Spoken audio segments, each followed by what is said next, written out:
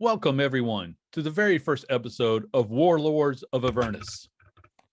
I'm going to knock stuff over and prove how absolutely... Let's not even start with the issue that I'm professional.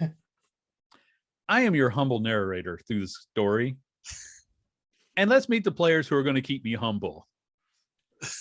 Zort, would you mind introducing yourself?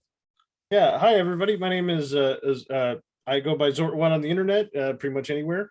But my first name is Justin, and the character I've chosen to play is a unique blend of monk and bard, and his name is Steven Stevenson. Steven Stevenson, and basically he is known as the King of the Bards, and so as in he looks like Elvis. I mean, he's got the sparkly jumpsuit, he's got the loot on his back, and glasses, the whole deal.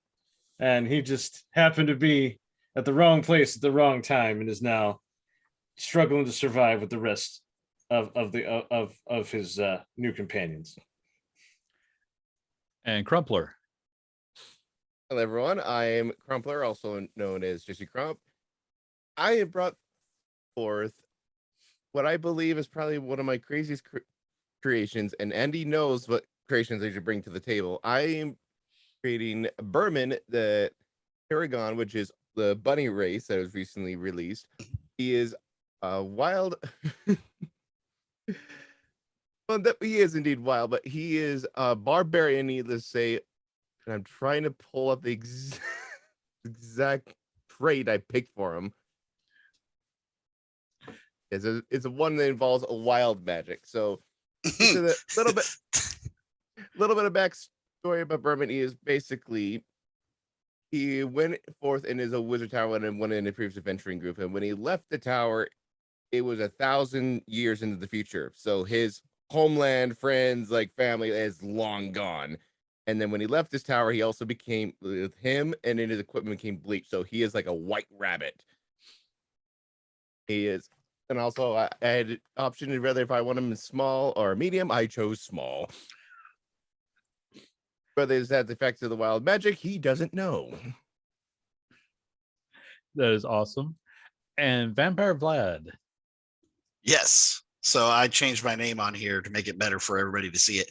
I'm playing a goblin artificer who fights alongside of his giant steel battle chicken. And his name is Robert Len, the Goblin, also known as Bob Len, the Goblin. And he's been having a blast in hell with all these machines that he's found. So yeah, I wanted to play Artificer, so let's see what this does. And I've always wanted to play a goblin with a giant freaking wrench as a weapon. So that's exactly what I have, is a giant wrench as a weapon. Clearly, I didn't vet any of this going in. Oh, yeah. Okay. And hopefully next week, Tatiana will be able to join us. She just wasn't available today, but we will carry on because hell waits for no one. And you all found this out the hard way. Through some circumstance or another, you were all within the city of Etriel the day that it got pulled into Avernus. A band of brave adventurers set forth to save the city, redeem the fallen angel Zariel. And as far as you can tell, they failed. Because the city, it became assimilated into hell. The citizens became fiends. You guys have been running for probably several weeks. And you have no real target in mind except just to stay alive. The demons, they're exactly what demons are supposed to be. They are wild. They will kill everything in their path. You've probably had to fight a few of them along the way. The devils, however, are trying to recruit you. So every now and then you come across like a chain devil who is like, what do we have to do to get you into the army of Zariel today?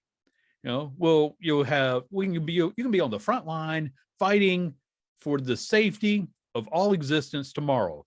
So just tell me, what do I got to do to get that soul out of you? Now, obviously, if you're talking to me right now, you didn't take those deals. I hope you didn't take those deals, or it's going to really sideline the game. But you've probably gotten a handful of basically business cards to call upon these devils, because each one wants to get credit for recruiting you, but they're not really going for the whole torture you until you agree.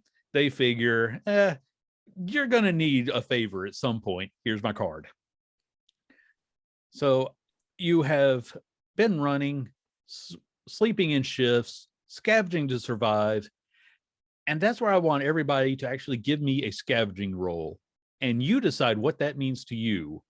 My first thoughts are perception, investigation, or survival. But if you got something else for how you have gathered supplies on your way, I'm willing to entertain it.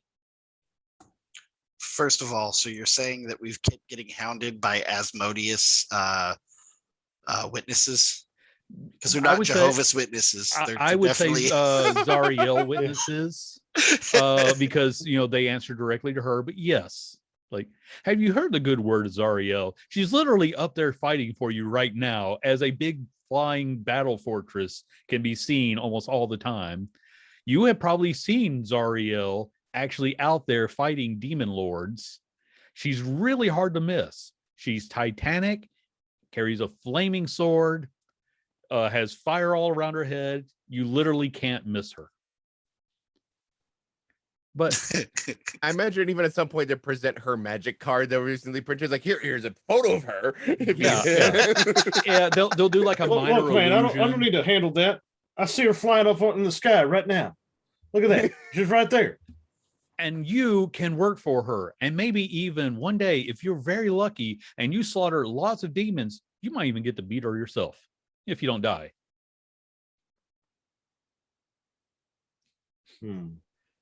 Okay, so tell me, everyone, what kind of scavenging rolls did you get?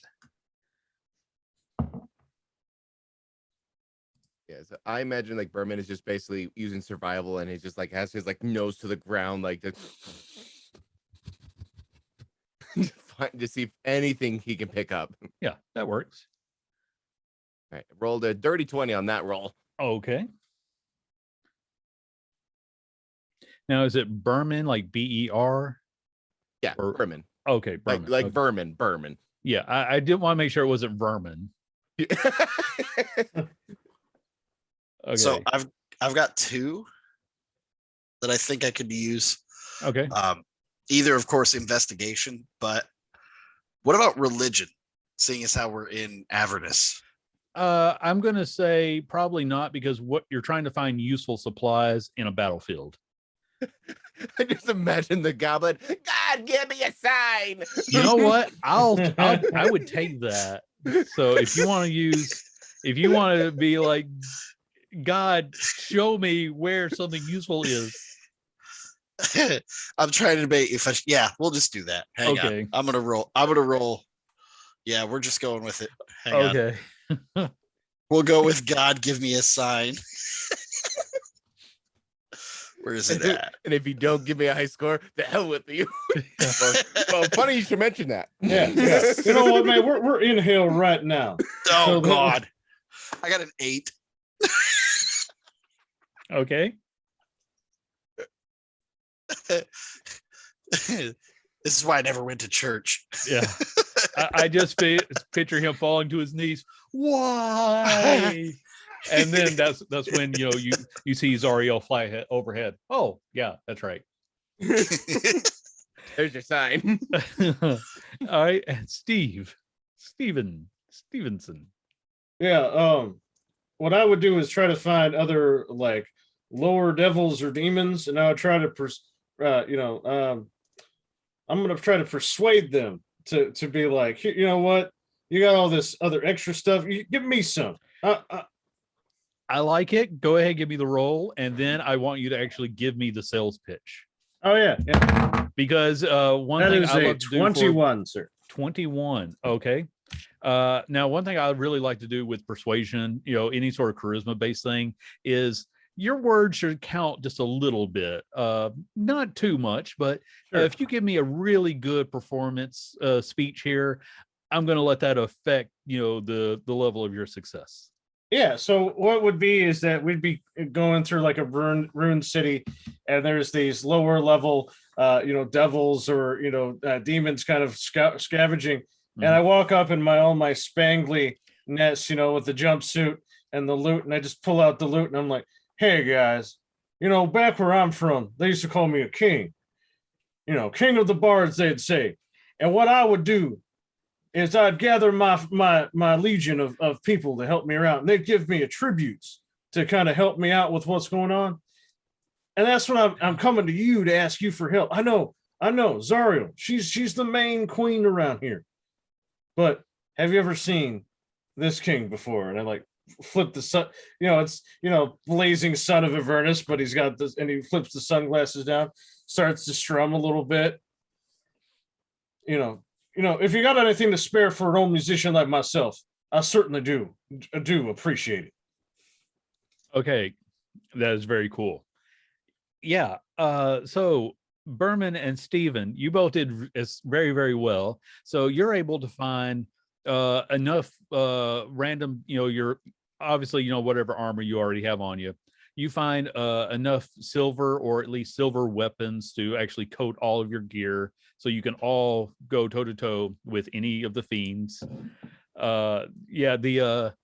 Stephen, the devils will also offer you, if you want a melee weapon that has hellfire attached to it, they will. Look, man, I'll take it, because a hellfire sword, that's incredible. I think that's amazing. Yeah. But you know what, I'm gonna pass that on to my friends, because for I have learned the way of the arts of the hand movements. For while I'm also a bard, I know I'm in touch with my key. Okay, that tracks. Berman just somewhere scavenging, just one ear pops up. Okay, so I'm going to find. I know in here somewhere is what a hellfire weapon does. So with that, Berman, you can have a hellfire warhammer if you would like. Yes. Here you go, friend. Go ahead, crush some skulls with this. So Hi, cool. basically, you can find the stats on D&D Beyond, but the short version is that the hellfire weapons are capable of damaging fiends, and that's really all you need to worry about at the moment. So are and- you playing Elvis? Is Yeah, that what- 100%. That's right. King of the self-proclaimed king of the bards. Yeah, That's right. My music is to help distract and connect with people. So that's what his spellcasting abilities are. It's like calm emotions, make them make people love him. But if you come close, I'll whack you in the face. I really, really, I hope that at one time after we get done with a fight, he'll do like Johnny Bravo and do the That's right. 100%. Okay. Totally what's going to happen. Stephen, the last thing that the devils will offer you is let me see how many they are going to. They're going to give you 2 soul coins. They just hand you these larger. They're slightly larger than your average gold coin, and it's like, yeah, this is the local currency around here, and they just flip them to you. They're trying to flip it really, really cool. Let's see how well they do. Not bad. They managed to flip them over to you, and you can snag them out of the air. Yeah. I grab a hold of. Look at him. Look at this big old coin right here. Yeah. Look at that.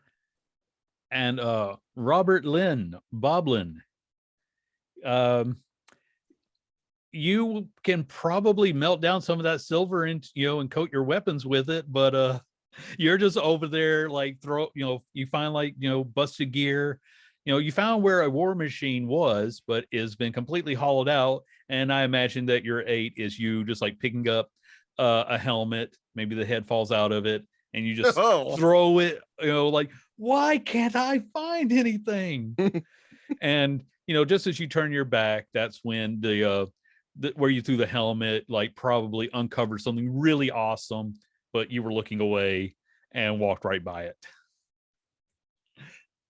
But that sounds like my life. Yeah, you threw it at what you thought was a pile of junk. You turn, stomp away, and then a pristine war machine is just uncovered, and it was glittering with adamantine armor. And some other devil's I'm gonna take that right quick, and then they zoom off in it. But I think that you guys, the best location you would have agreed to to try to get to was while you were still in Etriel. At one point, this was about 2 weeks ago, there was a pulse of light from somewhere in the distance, and I mean it was so strong that you could feel the energy even from the city being slowly pulled to the ground, and all the fiends seem to react to it.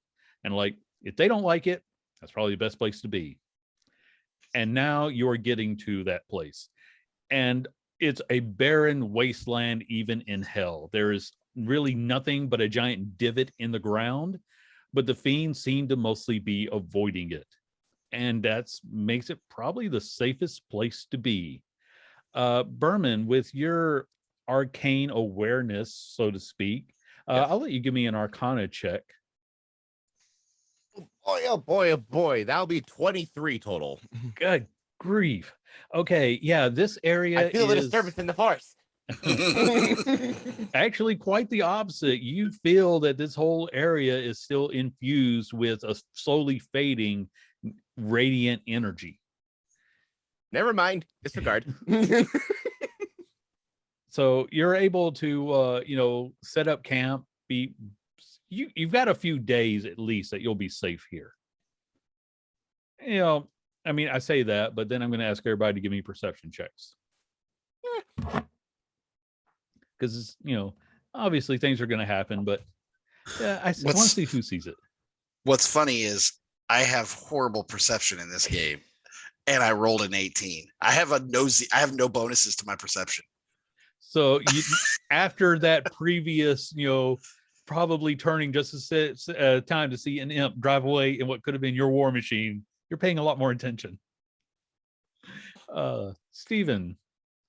I got a 13. Okay. And Berman? 17. 17. Okay. So Steven is off, probably practicing his I don't want to tell you how to what is Steven doing?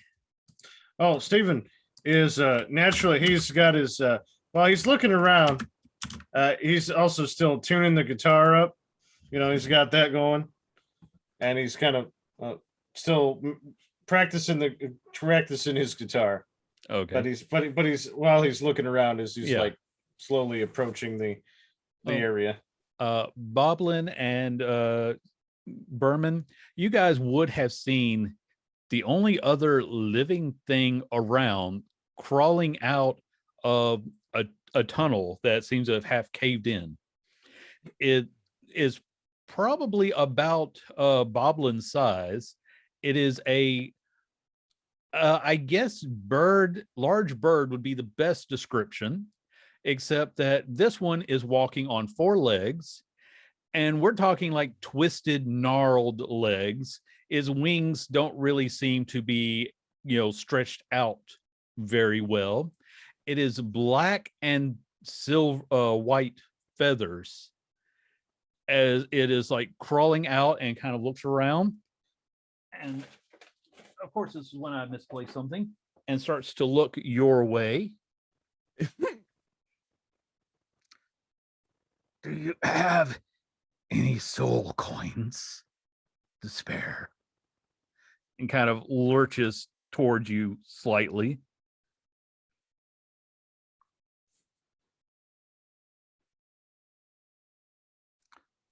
Oh, hell. Do we have a game plan? Do you speak? And he starts rotating through languages. I tried to ignore it anytime he speaks halfling and primordial. I'm like, Yeah, he's going to start with infernal, and he's saying it all slow.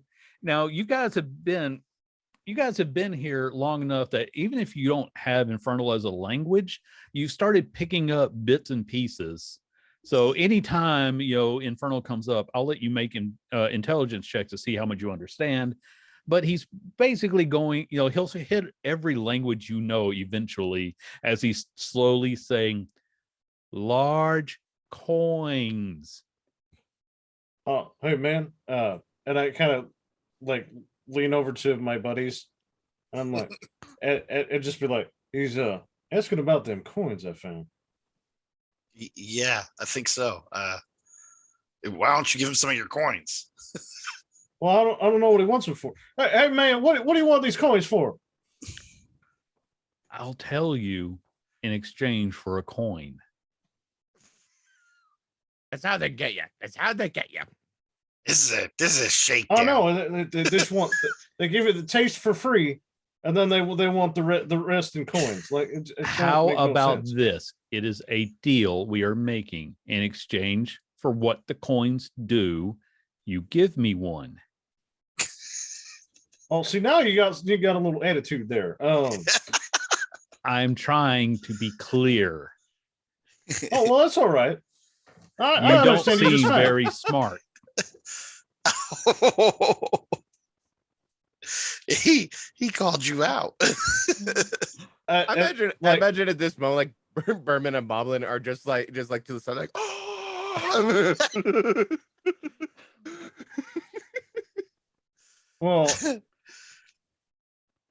Well, my friend.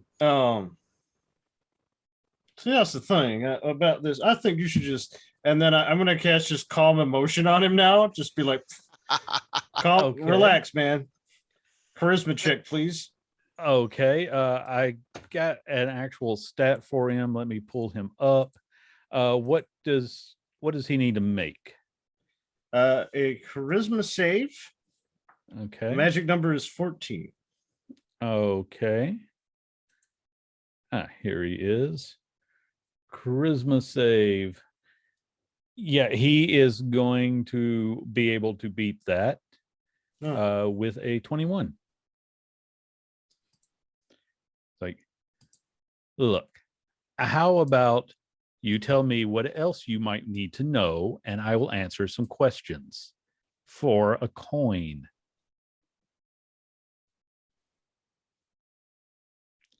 You obviously don't live here, so I'm sure this would be helpful to you. What is it? Well, see, we've been scrapping for a while now down here, and we kind of been doing all right just so far. Are you happy with all right so far?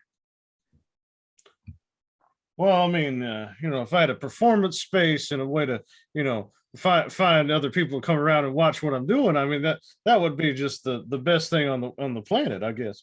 But as of right now, we just gotta go make and buy, and we only got so many of these coins, and I just can't be handing them out to every person that crawls out of the dirt over there.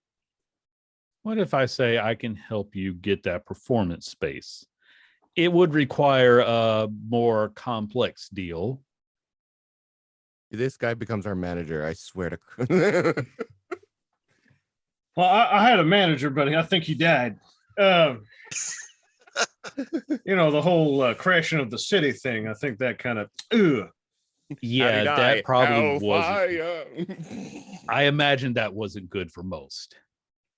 Yeah, I think he got crushed to death.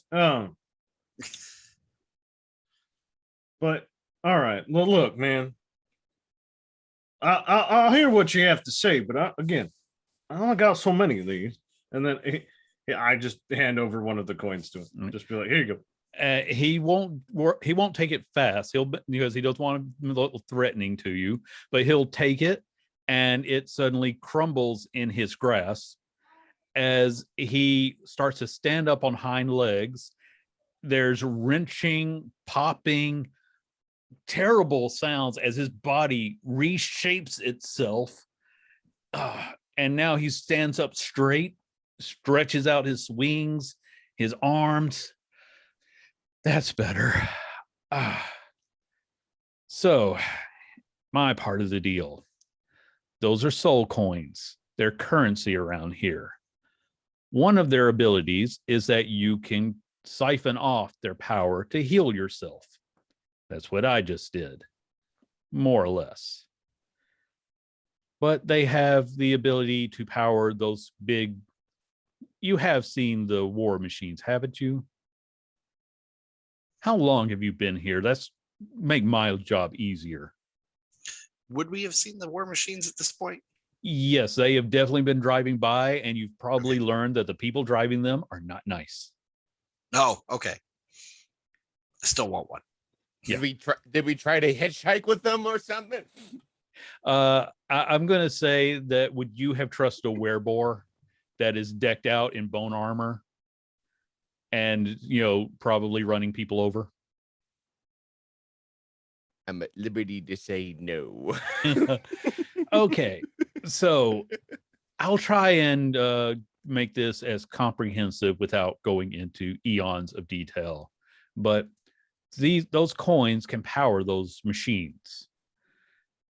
Now, you can also talk to the soul inside, but that's probably a waste of your time because they're usually just random, worthless, damned souls that somebody pressed into a coin.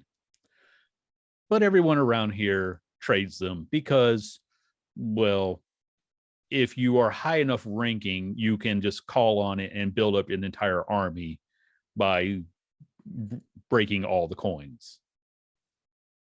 Again, not really something mortals need to concern themselves with. For you, they're currency and fuel for your war machine. Oh, you don't have one of those. We'll work on that in a little bit. No, but he's got a giant wrench. He could probably build us one. Yeah, just show me a pile of parts and I'll build anything. We'll get to that very soon, I'm sure. But is there anything else I can answer for this current deal? I kind of want to get that closed out. I can't exactly deny all my nature after all.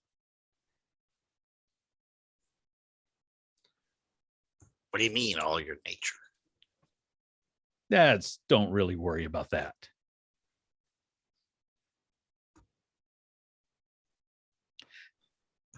I'm kind of worrying about that. Yeah, I'm not gonna lie. I'm kind of worried about that I am myself. a devil, so I have to obey the deals that I make.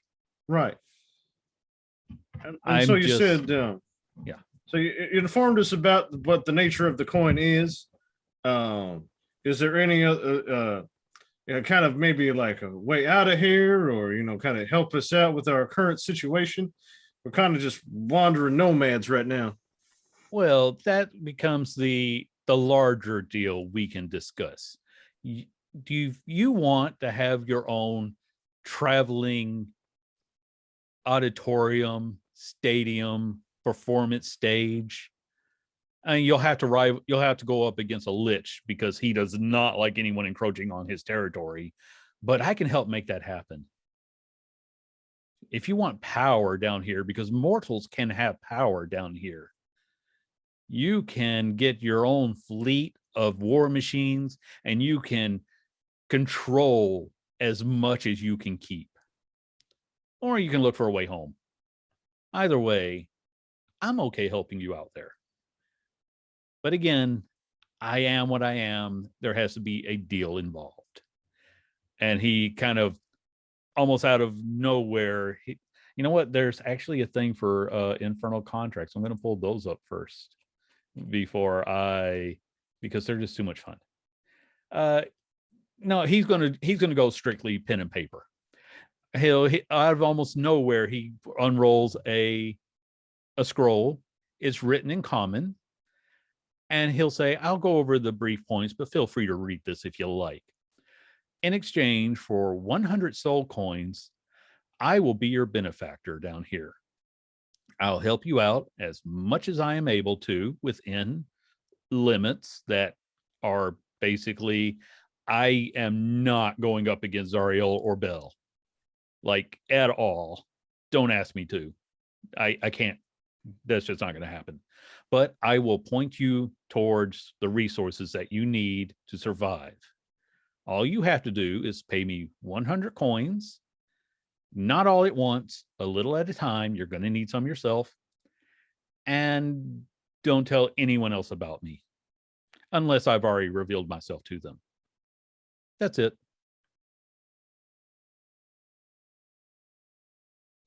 Out of character, can we totally call this guy Colonel?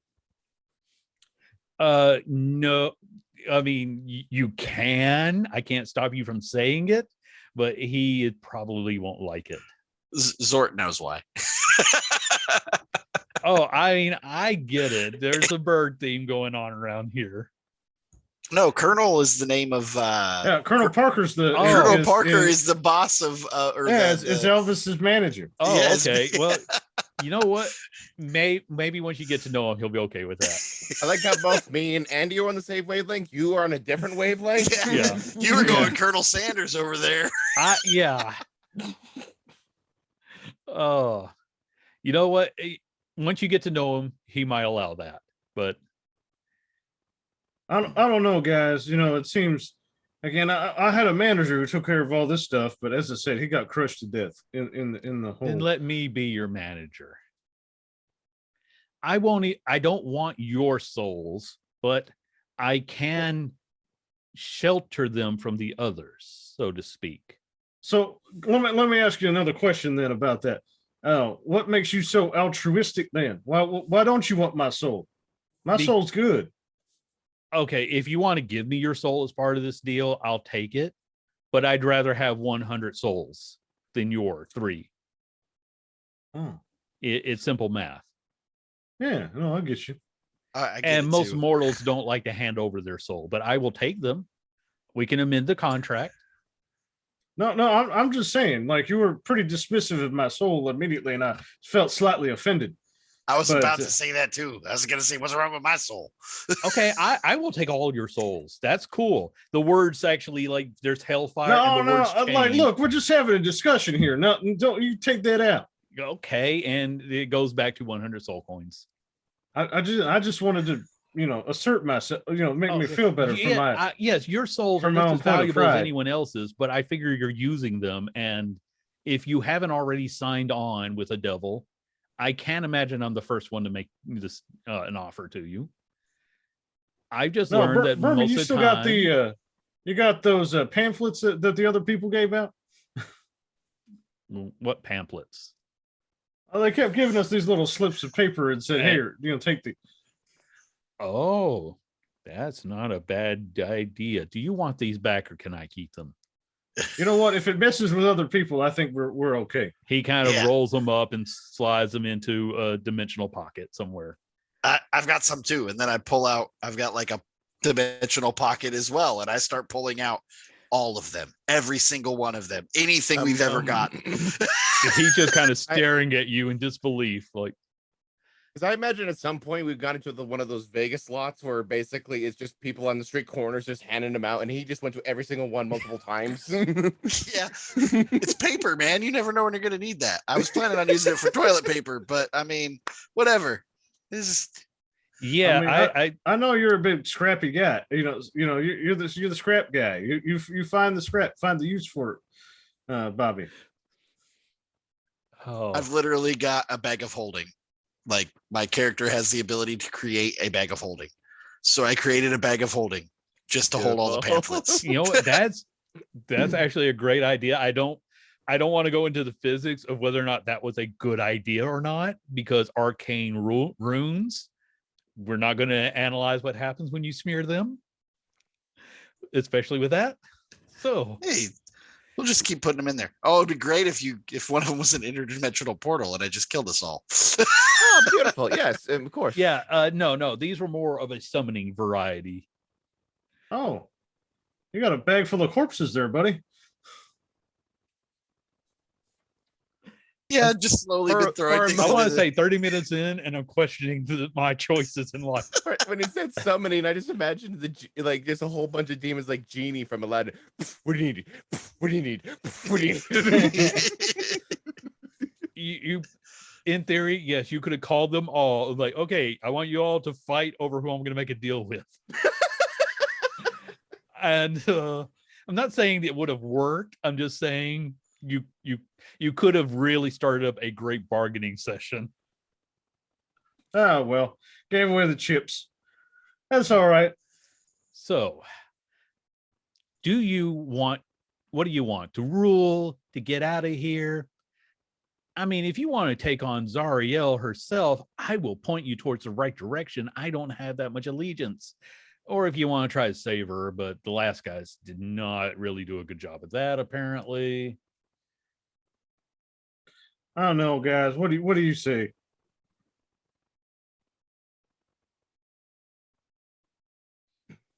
Well, we need a guide.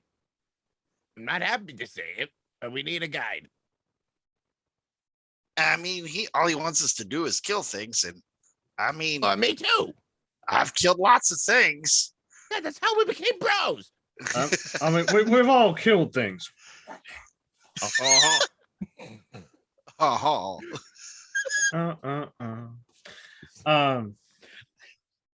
It's But really we've hard all to stay killed in things. character. Yeah, we've all killed things. I get it. I just Oh, he'll I- absolutely let you read the contract if you want to make an investigation check. yeah. Okay, I will do that. Like, I mean, he's being totally upfront. He's put it in your language and everything. Yeah. 14. 14. All right. Yeah, it says rather than read the whole thing, I'll hit the highlights. The entity hereby known as Corvus agrees to help you pursue your desires while in Avernus in exchange for 100 soul coins. Conditions revealing the identity of Corvus, hereby known as the entity, further will void the contract. The exception being that, anyone he has revealed himself to. And that's really it. It says he will do his best to help you within the limits of what he can do. I got one point of clarification on this. Is it 100 soul coins collectively, or do we all three of us need? Are you going to end up getting 300 soul coins out of this whole deal? 100 total. But actually, it would have been 101, but you've already given me one. So now it's just one. And now it's just 100. All righty. All right. You know what, guys? I think a little power. Sorry. One other thing you do see in the contract, it does say that basically he will not claim your soul. He will put his mark on you so that other devils will see that you've already made a deal and won't try to coerce you into a deal. Again, high-ranking devils can override this. But your foot soldier types, the guys you've been running into, they're going to say, "Oh, you're already off the market. Sorry, we won't waste your time." But he's very clear. He will not claim your soul. He will just shelter it in the event of your death. Shelter it. Yes. So that if there's a way to bring you back. This is the weirdest life insurance policy we ever had. It's more of an afterlife afterlife policy. I mean, I'll store it somewhere, and if you can get it out of here and send it on to whoever it is you want to go, it's up to them to take it. But I will do my best to keep them from taking it. And you realize he's kind of pointing up and points back down. Directions here are kind of weird. I bet. Up is down, left is right, dogs are cats. Like everything's messed up here. Oh no, cats are still cats. They're jerks. I'm gonna love this group. Every realm I've ever been to, cats are just jerks. Especially when you're smaller than them. I don't Well, want to talk about that. I walk over and I'm gonna sign it Okay. ahead of everybody. What else? Well, I mean, what else am I gonna do? I've literally not been able to find crap down here on my own. I've had to depend on everybody else for weeks. I got nothing to lose. I'll sign it. Well, I guess if Boblin there wants to do this, I think he's a solid guy. I think I'll just go in, and then I'll sign right behind. Excellent. Berman to just like waddle up and just like, I hear 1,000 years of past heroes resenting me. It's funny. and he just signs. And the scroll sort of like rolls up, splits into 3, and you each get a copy of it. Oh, This way, you know exactly how much is required. It'll update. Only the others won't be not everyone will be able to read the whole thing. So don't worry about secrets being exposed if someone takes it. Now, like I said, if you reveal my identity to any of the residents around here, all deals are off. That's also your way out if you decide you don't want to deal with me anymore. But for now, let's get you your very first war machine. And he is going to lead you off in a direction. And, I pulled up all these tabs, and sure enough, I never have the one I want. That's just how this thing works. So I just imagine it's just like a full-on computer, just like, all right, let's see what we got. Yeah. Stock. He brings up an arcane screen, and he's flipping through. We're just seeing sold out, and it's like, no, we want that one. No, It's like you got a Yeah, look, you man. can't It looks afford like you got a that one. regular Carvana going on over here. Elvana. Okay, let me just type it in, Infernal War Machines. So I know they're in here somewhere. Oh, come on. what was the name of that devil that we just signed with? His name is Corvus. Corvus. That's all the paper says. All right. Well, I'm putting it in my possessions. Oh, okay, cool. So contract with Corvus. We good. All right. You know what? The one thing I'm looking for a vehicle though is, while I have full faith that Boblin the Goblin, he can drive that thing, and Berman can ride shotgun. But I saw this play once about people who are riding across the desert, and then they had one guy who was on the top, just playing guitar like a madman, and that's me. And I'll be on the top, just jamming away. Okay, I can't get you one like that, but he will ask you a couple of preferences, like what are you particularly wanting? Do you want something that it's not going to be great? We're going to have to take it to somebody to get it fixed up a little bit more, but do you want something like, do you all want your own personal, smaller ones, or you want something you can all ride together and somebody mans the weaponry? There might be a couple of things nearby, but we can't get them all at once. Well, Boblin, you're the machine man. What do you think we should do? I think we should start with just one for all of us. And if we want something smaller, I can break it down and build it into something smaller. Pretty sure. Okay. He'll unfurl his wings and fly into the air, and you actually see as he begins to turn invisible, and he comes down a little while later. It's like, okay, I found one that it mostly works, and it's probably got enough fuel to get you over to Maggie's. So follow me. And he actually does lead you to it's buried underneath the radiant scorched earth. Actually, it probably isn't Earth, even by the terms of Avernus. what he's scraping off of this thing is completely gross. Ugh. If any of you have any kind of magical fire or blasting, you can probably use it to help uncover this thing. But what again, I'm going to say you guys can go into D&D Beyond and get the full stats, but what you're going to see is a large armored ride. It's got holes all in it. It had what was probably a crane of some sort, but that's missing. This is a scavenger, and it is very busted up at the moment, but it technically has wheels and runs. Like, okay, so the first thing you're going to need to do is make a deal with somebody else. Yeah, it's just the way the world works, even down here. But if you take this over to Fort Knucklebone, and the madcaps are going to give you some trouble at the gate, seriously, don't worry about them. They're cannon fodder. But you're going to have to make a deal with Mad Maggie.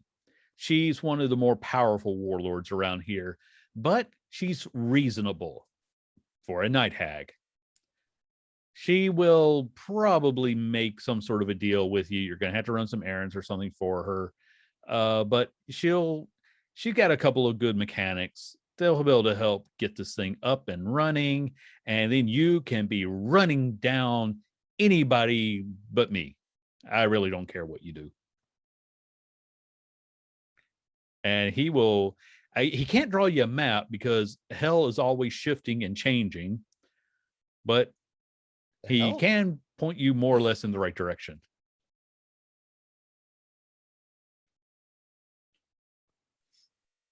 So what is functioning on the scavenger? It does still have its crushing wheels. It is mostly fireproof. There's still a functional harpoon, but there's only a handful of harpoons left. So I'll say if you don't want to get into a fight with another vehicle, but you can crush just about anything that's still on foot with this thing. What can I do to try to repair some of it? Go ahead and give me. I'll tell you what. Again, you decide what sort of roll you make to make that choice. This is obviously a magical contraption, similar to the things you build. So Arcana would be a good choice, but if you got something you like better. My Arcana is a +7. No, okay. I don't want anything. Yeah. I'm going to say, add your tool proficiency to that. So that should really boost it. I mean, I already have proficiency with it, but I guess add the +2 also. Or +3. I guess the tools come in handy for different things. Just make the Arcana check. I was going to say, because I also have I do have Smith's tools, Thieves tools, Tinker tools, Woodcarver's tools, and Alchemist supplies. So, those are all the things I'm proficient with. Okay, in that case, make this check at advantage. That seems like the fair compromise. It keeps me from having to do additional math. Yeah, you got tools galore. I love artificers, but I've never had to DM one, so. Could it be that I let a bunch of maniacs into my world and now they're going to run Rapshot all over it? Probably. This is just a character I've always wanted to do. I Jesse already knows I've got my own goblin artificer, and I introduced him. We're getting sidetracked in the game. Basically, I introduced him in a fun way, and then afterwards, the player came to me and said, "You are never allowed to kill Bugger." I'm like, I can't control what he's going to do. He's going to make the rolls. You're not allowed to kill Bugger. So I was like, okay, it's a good thing he can make one of those things that stabilizes him when he blows himself up. So I got a 21 total. Okay. You're going to need more parts, which again, scavenging might get you. But you can patch this thing up, and I'll say you're able to restore it to its normal armor class of 20. Okay. So you're able to, you move some things around. You take the busted parts and repurpose them. With the exception of the fact that you won't have the grappling claw on the end, this thing is pretty functional in all respects. Mhm. That's going to take you a few hours, of course. Corvus is like, okay, you guys actually are pretty good. You might actually live more than a week. We already have, and then he just kind of walks off, and he's like, and helps like hands. Hands another piece of sheet metal onto the thing. Oh yeah, here you go, Bob. Yeah, y'all probably Thank you. like able to dig up all the other pieces that got blown off. Like, this thing was, it survived an explosion basically. But you tip it over, you get everything put back. It isn't pretty, but it is functional. And Corvus is very impressed by all this. Like, if you guys had been the ones that were out trying to save Zariel, maybe I wouldn't have gotten blown up. But anyway, with that, he can point you towards Zariel. Not Zariel. She's pretty easy to find. I say we can point. Yeah. Yeah. Like avoid her. But he'll give you the best directions he can to find Mad Maggie at Fort Knucklebone. So is this vehicle, is it a weapon? I mean, it's a little bit of everything, but Yes, it has stats on D&D Beyond. This thing its weapons are considered magical, so it will hurt everything. It has basically, the way it works is there's a helm which grants 3/4 cover. The grappling claw, if it were functional, is a +10 to hit. There's normally there are 2 harpoon flingers. Right now there's only 1, and it also grants half cover to whoever's manning it.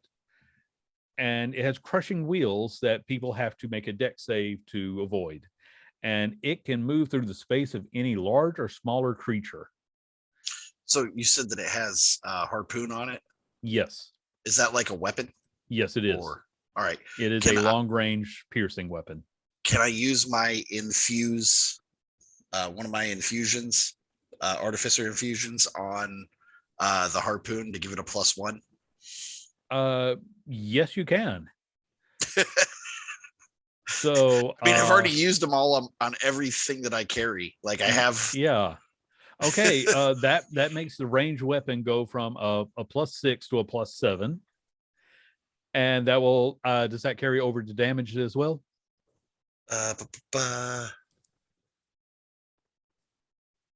+1 bonus to attack and damage rolls made with it. Okay, yeah, that'll give it a +2 to damage. Now, I really am going to have to make sure you guys make proper use of this. But so yeah, I'm trying to figure out if infusions, if you can only have one infusion, like if I can only use the weapon thing on one thing, or can I use it on everything that I can? Because it says that you can infuse as many items as you want. We'll double check that a little later, because I think there is some sort of like limit, how many times you can use it, like at a time or per day. But you can use it 2 per day. Okay, this is 1. They're permanent. Until you use it on something else. Yeah. I don't know if it doesn't say well, that. I mean, you have 2 total. So if you want to change it to something else, like your wrench probably has 1, I'm guessing. This is your second one. So if you want to infuse another weapon, you have to it has to drop off one of these. So the way I read it, and again, we'll check it later. Yeah. Like we'll bring it up later. Yeah. I think it works different, but that works for now. I think that it's a limit to like the grand total. Otherwise, you could just every day you could infuse somebody else's weapon, and that would stack too much. I know. That's why I was wondering. No, I'm going to say seem that OP. it's you have the 2, and then the 2, 2 is the maximum you can maintain at this point. We'll cover that more later on. Because like I said, otherwise you would just, be granting it to every single person, and then you'd all have overly powered magic weapons. Oh no, I completely agree. Yeah. I mean, not that I can't counter that, but I do think that there is a physical limit, but we'll look that up more in detail later on. Yeah. I'll mark So mine that I've done one. basically another aspect of your deal with Corvus is that as long as it doesn't expose him, you can call on him and he'll do his best to come and talk to you because he will provide you with information. So if there's any specific questions, he can go over some of the warlords. There are some shops that kind of travel around. You might have seen them, and Berman, with your particular ability to with puzzles and sorting out random, being able to discern patterns, I'm going to Yeah. say you'll have the best chance. Like if you're trying to search for the Wandering Emporium, you'll have advantage on searches for it. Sweet. So you might even be able to predict where it's going to show up. What But fun. before you actually head out in your mostly functional, much more functional than I imagined scavenger, if there's any more questions you have for him, he'll do his best to answer. He needs you to live, so he's not going to hold back.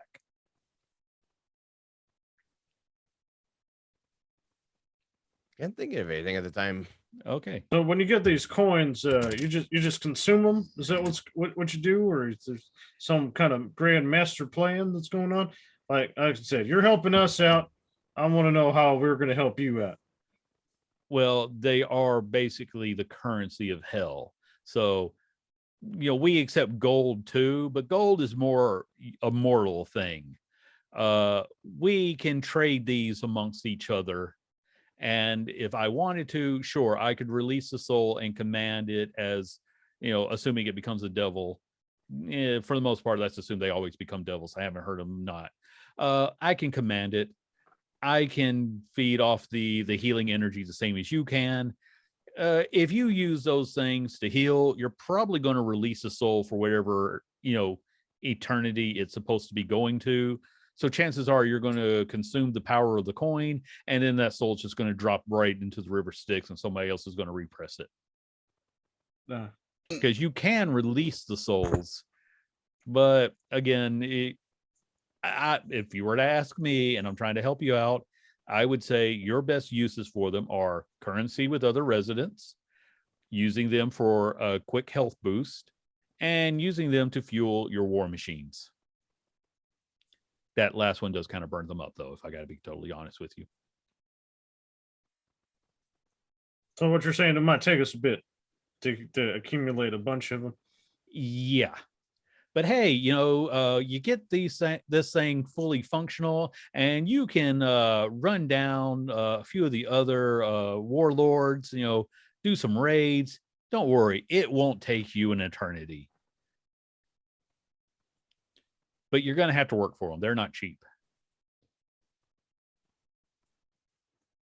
But again, you make deals with someone like Mad Maggie. She's mostly kind of reasonable. I can't say sane. She lives here after all, but she'll pay you. The Wandering Emporium, they'll pay you for work.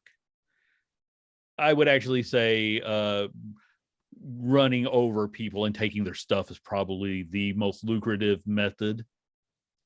But if you want to be entrepreneurs and do services for people, hey, you know what? You go with that other idea you had. You start a show, and then people around here, they're miserable. They want to see something that'll entertain them.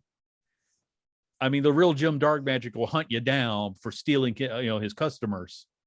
But if you beat him, you take his stuff too. That's win-win unless you die. Then it's lose-win. Could I try to build an electric guitar for Steven Stevenson to use? When you get parts, yes, you can. Well, because I like that idea. Can we go to a junkyard then? Because I want to build everything. Mad Maggie actually Well, then has a junkyard. Let's go. Let's go. This Maggie person's probably got the parts, and she's gonna help us out making this thing bigger and better. Oh, I hope you can build the electric guitar, because that's going to take both of you working together. But I want to see that happen, because I've already got ideas in my head for what that does. My character literally cannot do any. What I would expect it to do is it would thundershock, thunderwave. Is that what it's called? Yeah, thunder wave. Yeah, that's what I'm thinking you would be able to do with it by just hitting one big strum. Depending on like what all supplies you have and the roll, we will craft the most awesome arcane guitar possible. Let's start working on this. Let's go, Yeah. guys. Come on. Yeah, okay, sorry guys, we're gonna have to scrap the rest of the campaign. It's all about building the electric guitar in hell. I almost imagine just like we were just short on supplies. So he only has one string. It's like, so you got your F key. That's all you need. If you strum it right, you will blow them all away. Look, Quite all I'm literally. saying is I want to build everything so that we can have Tenacious D and we can just drive around in hell playing music for people. And I want that so much. That's all right. Well, let's pile into the wagon. Let's go. okay. So we're going to have some fun with this. Who is in what position? For the most part, there's only two functional positions. There's the driver at the helm, and one of you can and man the one functional harpoon flinger. What skill is needed for the driver? If you have vehicle proficiency, that will count in, but I believe it is dexterity. I've got a +3 on dexterity, and it doesn't look like I have vehicle proficiency. For now, time to get your learner's permit. Yeah, that's Come actually wait, on, guys. my It's that's hell, again man. something I like to do, especially for games like this. The more you do something, the more I'm going to let you build up to a proficiency in it. Okay. Well, my character it requires making good rolls, but Right. Boblin's gonna drive. Okay. All right, so we just He need to jumps in the find driver's a parking lot so we can learn the controls now. First, And I jump Corvus into the just kind of gestures out. It's hell. It does not matter what you run over. See that building over there? Someone already blew it up. What's going to be funny is Bob jumps in the seat, sits down, and he can't even see over the dash. So then you see him go outside and he grabs like blocks and stuff, and he builds like the foot pegs up, and then he has to put a block down to sit on, and then that doesn't work, so he has to get another block to sit on until he's like finally high enough. So he looks like he's riding and driving this thing while he's in like a high chair. Yeah. Wasn't that Mad Max 2? Wasn't that Road Warrior with the kid driving the semi truck? I don't know which one that was. I was picturing numerous cartoons growing up as a kid where somebody did this, but with their alphabet blocks or something. Oh, okay. Yeah. Boblin is totally, rigged up his own high chair. Later on, you might want to add extensions to everything so that way, the pedals move out further. But for right now, it's a bunch of blocks. All right. So because of that, who's going to be on the harpoon? And I will say the other person can be on lookout, or that can be the harpoon flinger. Because someone's going to need to make a roll, because I want to see if you guys can avoid everything. Like avoid running it over? Because I'm running over everything. I don't give a shit. Oh, I figure you're going to run over everything. But we're going to see what you are trying to run over. And, somebody needs to be on lookout in case you get attacked. Somebody with good perception, because I thankfully don't have good perception. I currently have a +5 to my perception. Oh, well, you need to be the lookout. Yeah, then you're looking out. All right. I guess I get to be flinger. I would say that driver, flinger, and driver. Yeah. Berman is probably a good choice because, again, his ability to recognize patterns and puzzle out things means that, when the world shifts around you, most of you won't notice, but he'll be able to hey, we need to change course. We need to change course. It's Tuesday. Exactly. So, Berman, I want you to first make a perception roll, And then I want Steven, I'll let you roll. Just give me a D12 roll. And Bob, just make a general vehicle, so dexterity check, since you don't have proficiency yet. All right. I I got him net 20, so it's 25 total.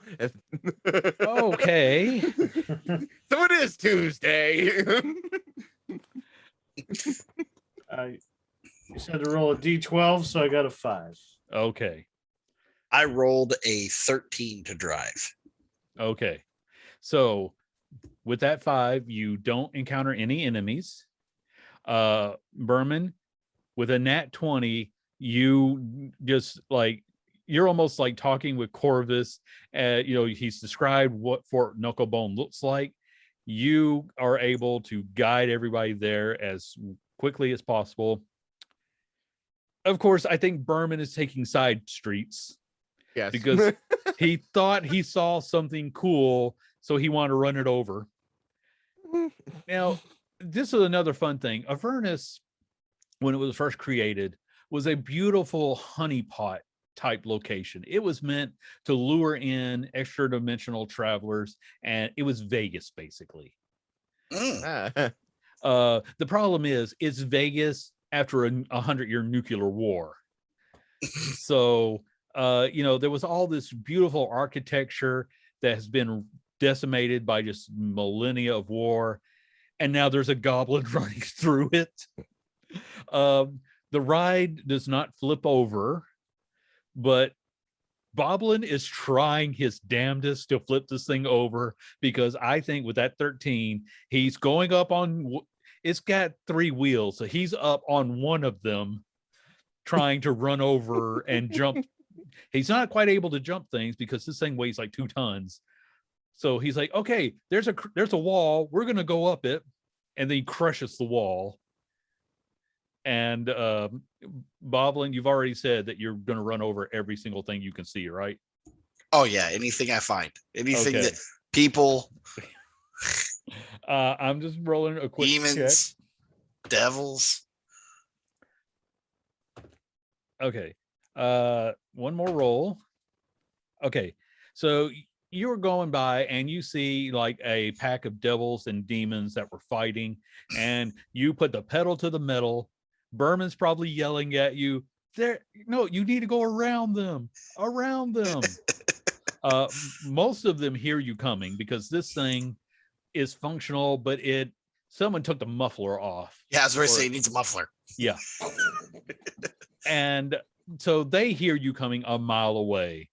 Most of them take off. So if they got wings, they fly. Several of them jump. But then there's one guy that's like, what is everybody? I'm playing Highway Star on my guitar, if you know that song. Give me a performance check. Performance check? Gladly. That is a +9 yeah, that is a 21 on the performance. Yeah. Are you just like standing on top playing? Because with a 21, you can be. Yeah, I'm like, it's more like he's like, because I'm manning the gun, the javelin flinger. So I'm like, I got like one leg up on the javelin flinger, and I'm like he's like leaning out into out, and everybody can see him. Yeah. As yeah. And he's playing. A part of a body just flew by you, but he had enough time to give you a thumbs up before you guys just tore off past him.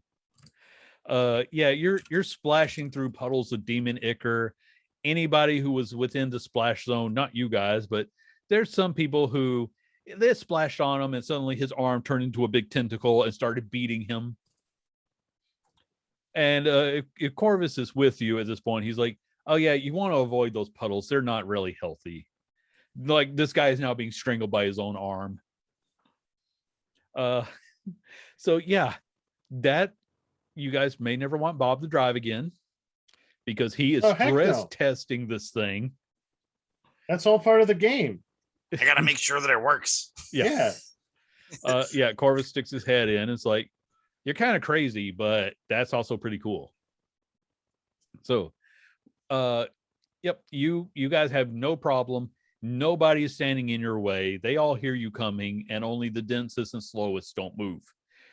Of course, some demons are not really mobile because maybe they've got too many legs, but their legs are all different sizes, and they're like, I can't get away, I can't get away. Avenge me. We're not avenging him. So yeah. There is a trail of destruction behind you, Boblin. You can find your way back with no problem because it's like, just follow. I would say it's a bulldozer just went through a forest. That's the best description I can give. Like, you probably even went through the spawning trees just running shit over. Which means that there was some abyssal chickens that were trying to get away. Some of them stupid enough to try to fight the machine. They lost. Oh man, I wouldn't have wanted to run over chickens. My character loves chickens. I take one moment to type in abyssal chicken and then tell me if you still want to keep one of those as a pet. Hang on. Yeah, if you haven't noticed, my character is kind of insane. I know. So. Yeah. I love abyssal chickens, but they I are like to not think fluffy. Like he'd see an abyssal chicken pop up, and then he'd move out of the way and like run through another building just to avoid it, and like ends up wiping out more of the area. After he's taken a look at it, I've already popped one up on the screen, but I want him to see him. Oh no, I'm totally killing them things. Okay. Exactly. Abyssal chickens are not pretty. They are also pretty hyper violent. They literally grow on trees that are Demon Ichor has seeped into them and grow these trees with big. Okay, you know what they're growing big pods that are gross, and then chickens plop out of them. And the devils are actively burning these things, trying to destroy as many as possible. And here comes Boblin. And suddenly, like, somebody get his license plate. We're going to want to hire him later. But despite all that, Berman is able to point you towards Fort Knucklebone. And you do arrive in a reasonable amount of time, despite what I can only imagine is you quite literally going on detour to run something over. All I want to do is when we pull up, I want to do like an Ace Ventura where I swing the whole back end of the vehicle around to park it in like parallel. Okay. That's going to be a roll. I also feel like, okay, we're going to do one of two things. I'll let you choose. That can be a performance check, or that can be a dexterity, vehicle handling check. Oh, we're definitely going with the vehicle handling. I get a +3 on that one. Okay. If I tried the other one, it was going to be a +1. My performance is poor. Okay. Right. I will let you try that. Glove. This is not going to be an easy thing to do. Oh, I know. Okay, go ahead and try. I'm going to flip the hell out of this thing. And it even has like disadvantage to being flipped, but you're going to test that theory. 18.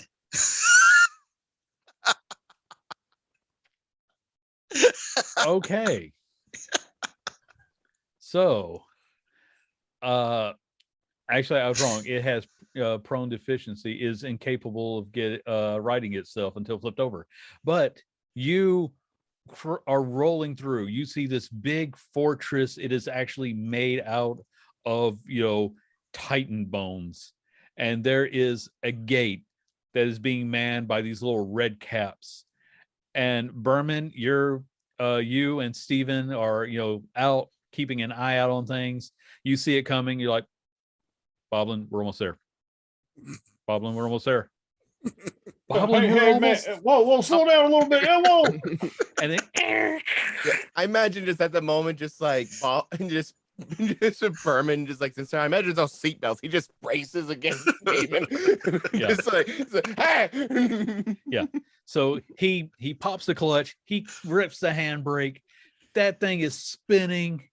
There's dust coming up. And the two of us in the back are just like, ah! like holding on, like as you're watching this, like, as it's going around, the red caps were all, like shouting amongst themselves. You kind of hear them say, stop, open the gate before these people crush it. And you stop, like you bump the gate as it's opening and force it open a little bit faster. But you're just like, these guys were so afraid you were going to crash straight through. They didn't bother to shoot at you. They were running for their lives. The gates are open. And, from the distance, you see a couple of Kinku, like poking up from behind their own war machine.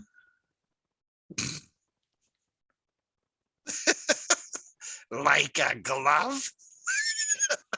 that's pretty nice driving there, Boblin. You guys aren't gonna let me drive anymore. Oh man, you get the hang of it next time. And it's like peel each other off of each. Just say Berman. You're 1 point closer to that vehicle proficiency. We're not on ground. We're not on ground. It's all right, Bunny. That's all right, my friend. I just pet you. As long as we're in this vehicle, we are not safe. Oh. No, that's all right. You know what? We just tested the shocks out, right, Boblin? Just checking the shocks and the shifting and the spinning motion. I want you to. I'm scared. I want. You know what? This is mostly for Berman. Berman, make me a Constitution save, please. Gladly. Because Steven's already pretty well composed. Fitting. It's an 8. Berman, the food here already tastes absolutely horrible. Like even rations you might have brought before taste terrible. They are so much worse coming back up. You're saying it's like 1,000-year rations. I just Yes. Oh, You just have to lean over to the side, and even the Kinku are like, ugh. Wait, did you puke off the side of the vehicle? Of course. Okay. I'm not an idiot, thankfully. Hey, don't mess up the paint job.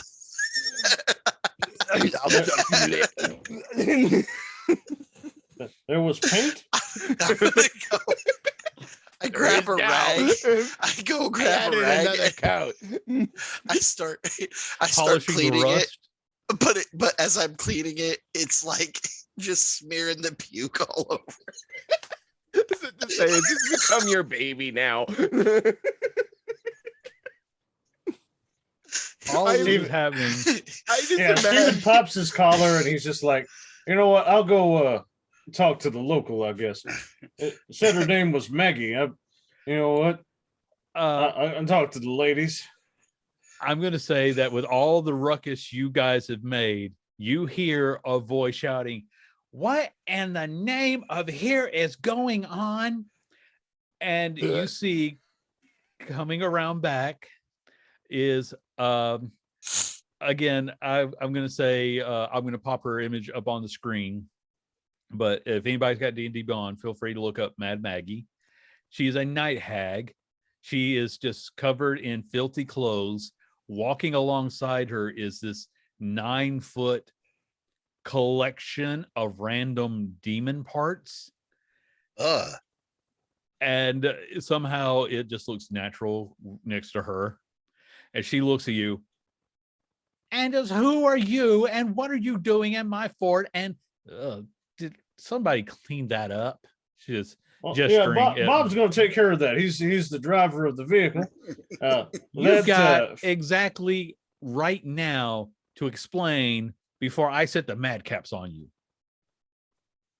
Well, hello there. My name is Steven Stevenson, also known as the King of Bards. And I got my fellow friends back here. We got Berman. He's the furry folk back there who used to be, he's all stark white brownie friend, but now he's kind of, messed up a little bit. We're gonna have to clean him up in a minute. And then there's Boblin, the Goblin, and he's the driver of this magnificent mechanical manifestation you see right here. And what we have come for today is I hear, well, first off, we want to kind of see what we can do to make our machine a little bit better. But at the same time, I understand if there's money to be made, it is to be made at Maggie's, and that's why we are here today. Give me a persuasion roll. It won't need to be that difficult with that silver tongue. That'll be a 21. 21. It's like, I'm super happy you're the face. It's Elvis. I know. It's like I almost have sparkly to make this an Elvis. automatic win for you. But you're like, oh, a king. It's so good to meet you. And she walks up over you saying, I'm Mad Maggie. I run this whole place. She says, gesturing. There's a junkyard. There's a couple of Kinku who are working on other war machines.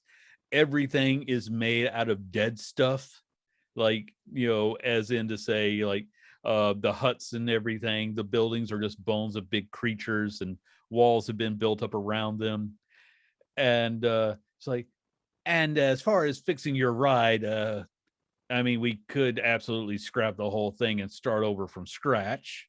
Oh no, I think Bob's kind of attached to it, Of and I course, think Berman is too. We got to kind of peel him off the side.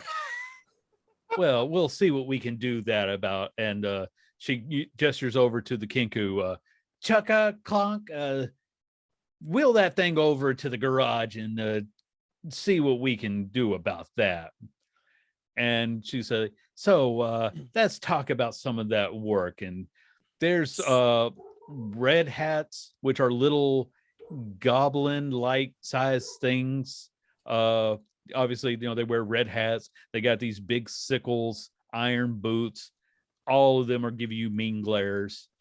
And then you've got the madcaps who look just like that, except that their hats are black and they've got a crazy look in their eye. It's like, just ignore the madcaps. They've been dipping their hats in demon ichor, and it does not really make them long-term employees, if you know what I mean. I know drugs are bad. Drugs are bad. I won't go that far with it, but anyway. So you're new here, looking to be you got yourself a ride. We can definitely do a lot to fix that up, but the question is, what can you do for Mad Maggie? Well, that's the thing. We're kind of open up to suggestions. If you got a particular thing that you kind of bug in your saddle that you need somebody to take care of, I'm sure that the three of us might be able to figure it out for you. Oh, I'm sure you can. Come with me. And she'll gesture and lead you inside of the biggest building. And she's I look at one of the red caps who's probably sneered at me, and I just go, hey, little man, what's going on? And then just kind of acknowledge him, and then that's it. He'll flip you off and walk on, but that's actually the nicest gesture they do for most people. Bob, you flip them off and go, peace among worlds. Yeah. Yeah. That's right, man. Peace among worlds. They actually kind of give Bob a nod because he's like them, except without the hat. So when you go into Mad Maggie's parlor, for lack of a better term, she starts pouring tea like an old granny. If an old granny is a twisted, horrible hag, her big flesh demon golem is, kind of limping along like, it's like, and over in the corner, completely impossible to miss, is a golden, sparkling, winged elephant. It's a small one, but it's just kind of flying in a little circle. La la la la la la la la la. Maggie kind of puts out some peanuts for it. It's like, so what you can do for Mad Maggie. And with a flourish, she pulls back a wall of memorabilia, all of it dedicated to Zariel. And she tells you about this. I am Avernus's #1 collector of Zariel memorabilia. It's the whole reason I came here. Here we have like some scraps from a battle she was in, and there's a like a doll that's been made up to look like Zariel before she fell. Then there's one after she fell. It's like, so what I would like from you is some of the rarer bits of memorabilia.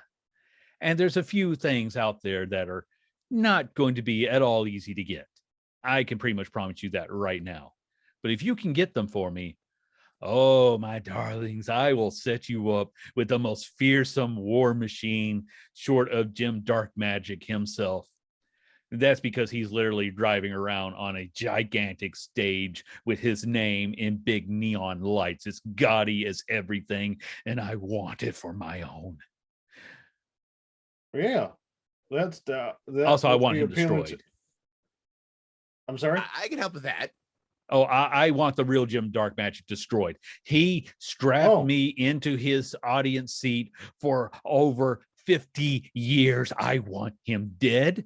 I want him permanently dead because he's already undead. I want his phylactery destroyed, but also I want the Zariel merchandise. All right. And you say he's gonna. It just you see it just kind of rewind in his brain, and you say he's driving around in a giant performance stage that can prison people come watch. Well, not everyone is in prison, but if you try to leave, they tend to strap you down until he finishes the show. Huh.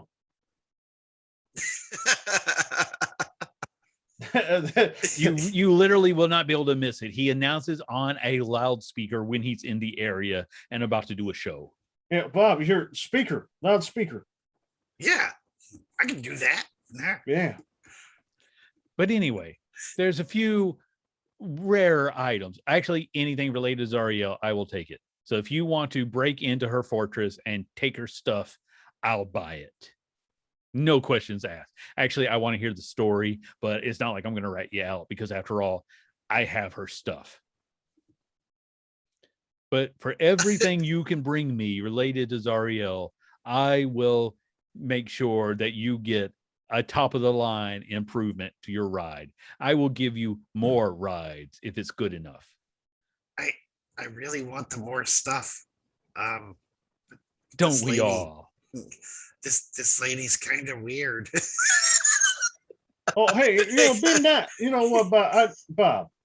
You know what? No, that I take that as a compliment. I'm a night hag in hell, and I collect things related to a fallen angel. You know what? That makes me unique. And you, my little friend, you rode up to my gate in a busted scavenger, and you almost knocked the gates off. You're weird, and I like you.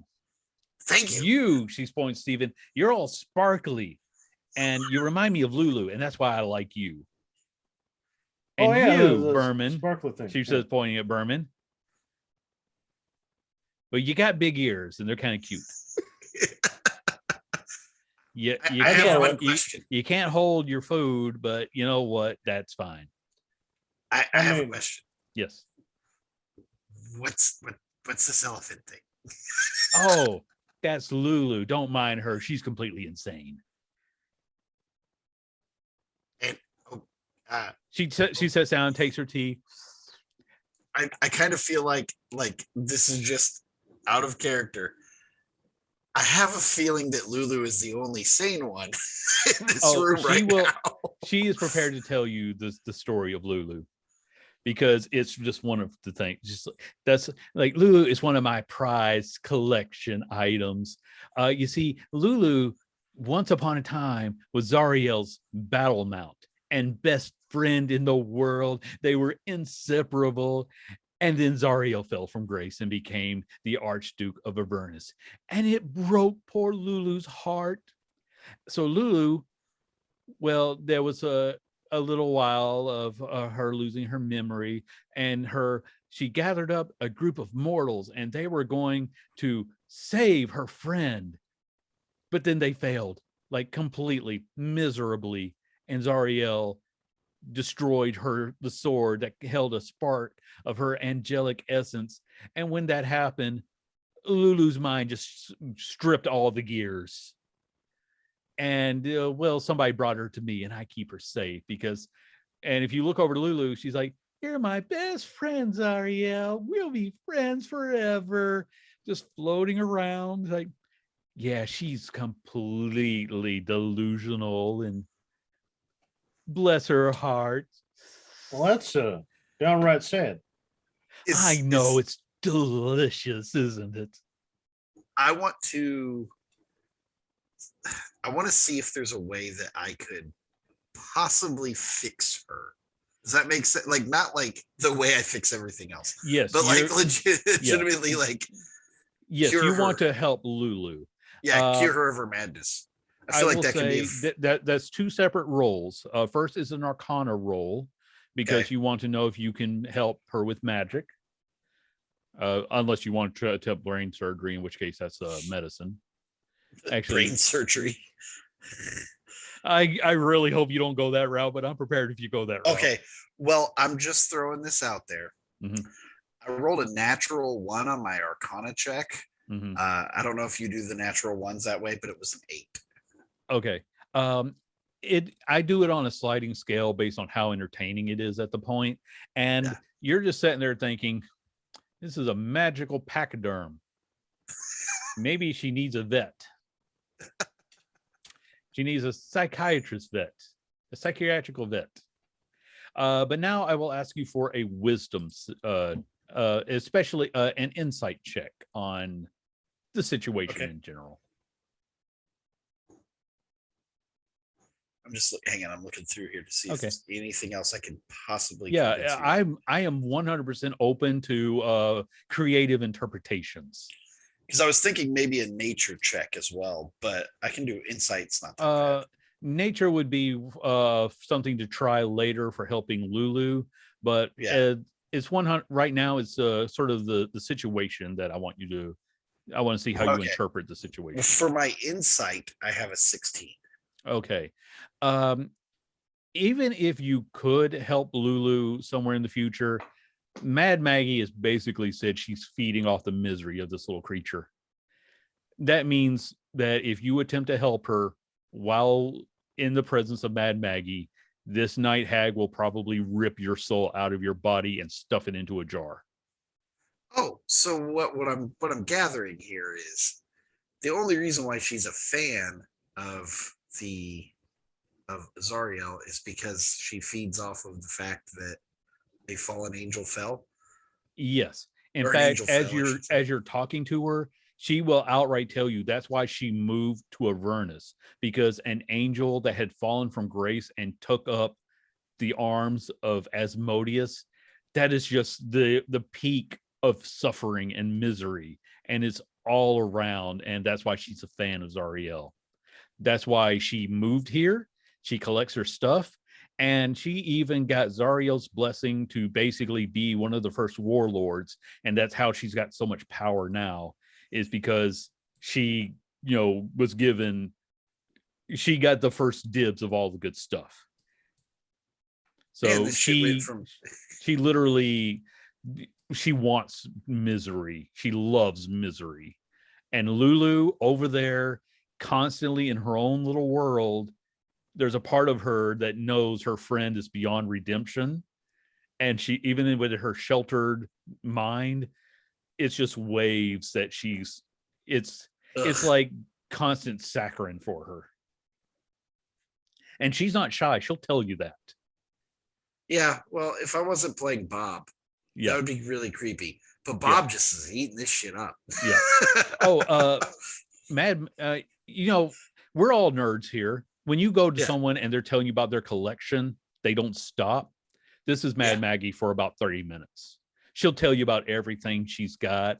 And right now, Lulu is her prized possession because it is a living part of Zariel that saw her friend that she worked so hard to save turn her back on everything she was. And it's just, she will protect Lulu forever, but at the same time, you pretty much know that if you do anything to help Lulu, it's going to be a fight. And you just saw her army outside. Yeah, but I can run over them.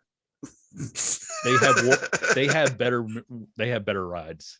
Yeah, but we just got to use her to get better rides, and then I can run over her. Yeah, that's a plan.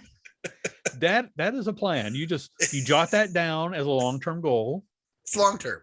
Yeah. It's It's amass power, run over madcaps, steal Lulu.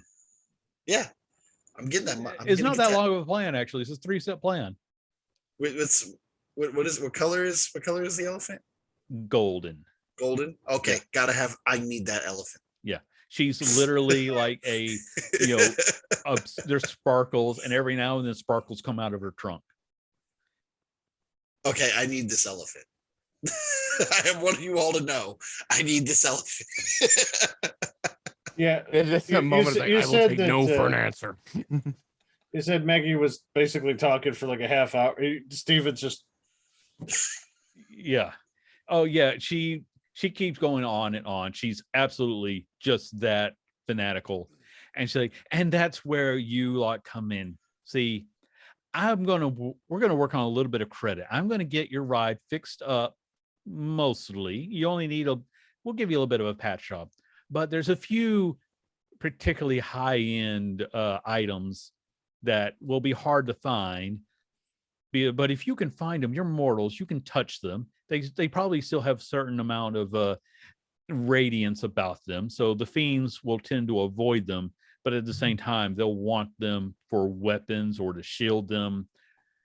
So the big one would be the Hand of Zariel, because when Zariel was in her final battle against the demonic hordes before she fell, one of them cut off her hand, and now she's attached a chain mace to it. The hand would be just a beautiful addition, of course, but there's also the shards of Zariel's sword, because when those foolish heroes, the failed heroes, presented it to her, she took it and then she shattered it, and it broke into 4 pieces that have rained across Avernus. For each one of those, I will give you a massive upgrade to your war machine, or a bunch of soul coins, whichever one you want. I think we should go for the hand. Which of these? I'm gonna.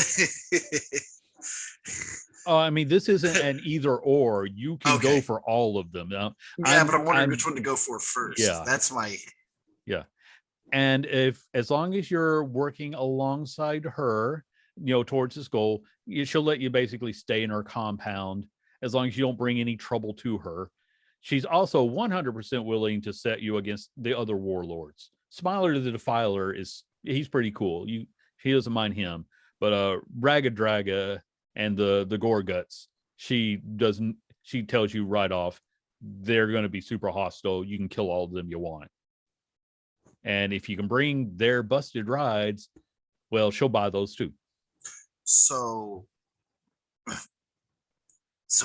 if we go and get the stuff for you, would I be able to go and like dig through your junkyard? Oh, absolutely. I can I'll let the magpies will help you out with that. They'll teach you how all this stuff works. If you want to learn, they're my mechanics. They'll help you out. Well, figure out what we're doing next. I look at Steven. I go, figure out what we're doing next. I'm going out. Steven is literally when she ranted about it, he's literally nodded off this whole time. He's just. That's why I'm gonna elbow you and be like, figure out what we're doing next, and then just full on. Oh, damn. Hey, you know what would be cool to put up there on your board there? If I had one of my lithos, I had an artist draw me up a couple lithos. I could have signed one, put it right on there on that board for you. If you could get one of Zariel and get her to sign it, why, I'd give you a platinum war machine. It'd be entirely impractical. It would probably not survive a fight, but I'd make it happen. So you're saying we should? Well, that's all right. That's add that to the list of things. All right, so we're looking for Zariel crap. That's what I understand. That's what we're trying to find. No, not crap. Memorabilia. Okay, anything connected to Zariel is not crap, even if it's busted armor. You know how valuable that is. You're going to have to slaughter everybody around because it's not crap. Not crap. Yeah, he just incredulously looks at the wall of stuff, and he's just like, I don't. The only thing that made sense was to go knock off this dark magic guy and take his giant stage of awesomeness. You know what? If I thought you stood a chance in here of accomplishing that, I'd send resources with you. But right now, you're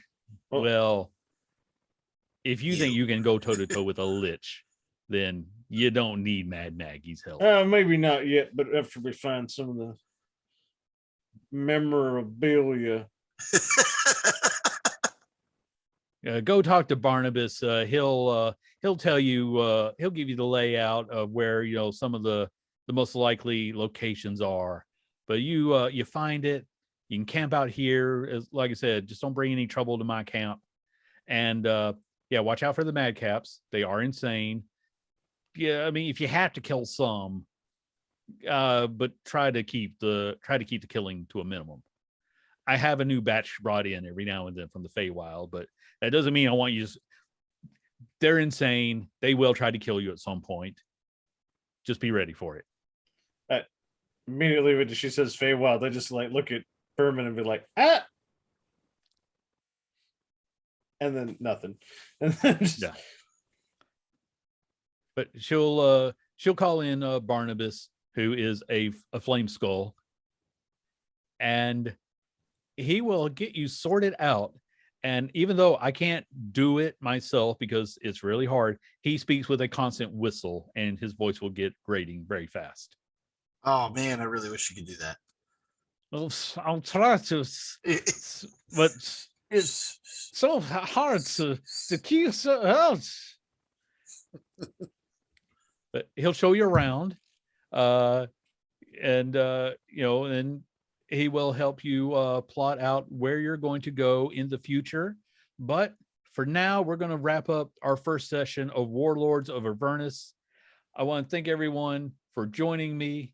Let's go around real quick because you guys are all online somewhere. So tell people where they can find you once again. Sure. Once again, my name is Justin Mance, but I go by Zort1 on the interwebs.